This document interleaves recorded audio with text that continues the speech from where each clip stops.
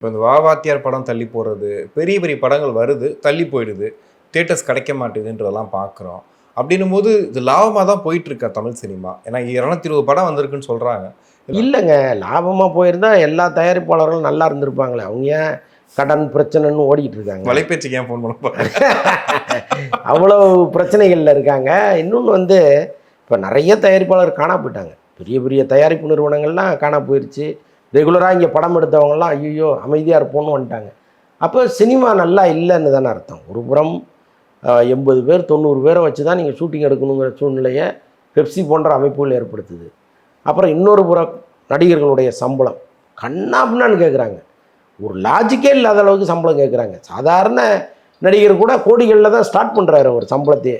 So அப்போ அந்த மாதிரி ஒரு பிரச்சனை இருக்கும் பொழுது ஒரு படத்தை தயாரித்து முடித்து தியேட்டருக்கு கொண்டு வரதுக்குள்ளே ஒருத்தர் செத்து சுண்ணாம்பாகிறாங்க. ஏதோ ஒரு பேஷனில் கார்ப்பரேட் நிறுவனங்கள் உள்ளே வராங்க. அவங்களுக்கு வெவ்வேறு தொழில்கள் இருக்குது. ஒன் ஆஃப் த தொழிலாக சினிமாவை வச்சுருக்கிறவங்க இங்கே உள்ளே வராங்க. நஷ்டமாகுது. 2 படம் எடுக்கிறாங்க, 3 படம் எடுக்கிறாங்க, ஊற்றி முட்டு போயிடுறாங்க. அதுக்கப்புறம் வேற ஒரு நிறுவனம் வருது. அப்போ அவங்கெல்லாம் வர்றதுனால இந்த சினிமா சர்வை பண்ணிகிட்டு இருக்கு. ஒருவேளை அவங்களும் வந்து எதுக்கு அப்படின்னு நினச்சிட்டாங்கன்னா இழுத்து மூட வேண்டியது தான். அப்படி தான் இன்றைக்கி சூழ்நிலை இருக்குது. முதல் பிரச்சனை நடிகர்கள் தன்னுடைய சம்பளத்தை பெருமளவு குறைக்கணும். குறைச்சாதான் இண்டஸ்ட்ரி நல்லாயிருக்கும்.